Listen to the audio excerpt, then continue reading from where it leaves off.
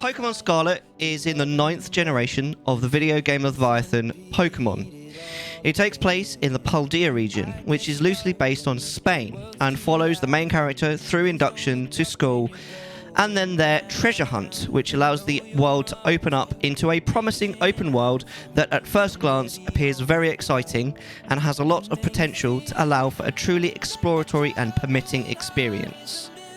Unfortunately, this is entirely wasted and ruined by the fact that each separate challenge is level locked, which severely limits choices for where you should go next to basically one option, giving the game one very much correct order. Unfortunately, this entirely undercuts the open world theme and assassinates the drive to explore. It's not even balanced and forces the player to grind either killing Pokemon for XP or doing raids over and over again. As I've said several times in my previous reviews, no game should ever force you to grind. I really wish I could figure out what on God's green earth made them make the game this way. They must have known it basically strips the open world theme, which is clearly what they were aiming for.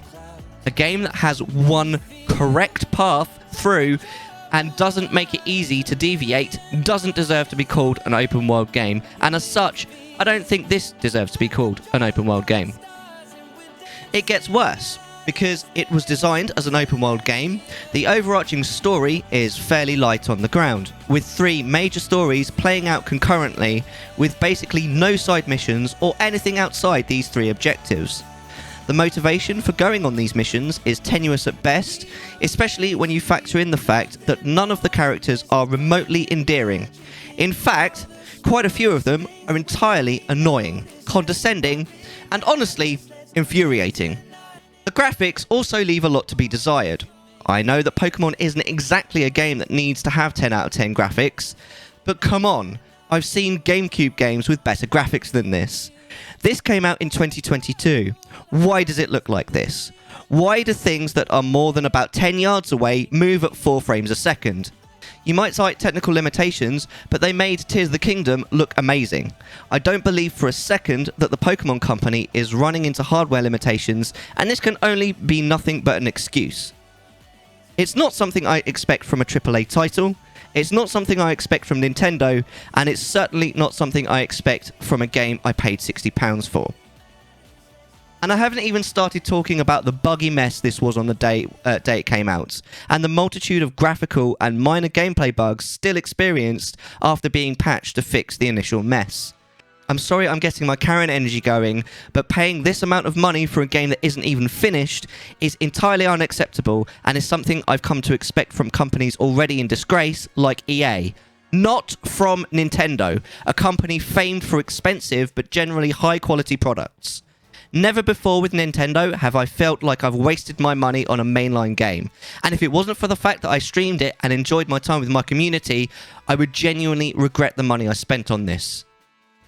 I'm really sorry if you disagree with my assessment, but I've thought long and hard about how I feel about this game, and it honestly feels lazy, uninspired, and like a cash grab to capture the thousands of die-hard Pokemon fans who either won't notice the game's massive shortcomings or will shell out for the game either way because they're already so invested in the franchise. I am absolutely not judging or admonishing any of these people, but I absolutely am complaining about the companies behind the making of this game. In conclusion, unless you are an absolute die-hard fan of the Pokemon franchise, I would strongly advise giving Pokemon Scarlet and Violet a hard miss. The gameplay outside the main Pokemon gameplay loop is boring and uninspired, with so much wasted potential it hurts to experience. The story is incredibly weak, the characters are on the whole annoying, and the graphics suck, and the bugs are plentiful, creating overall an incredibly cheap feeling and disappointing experience.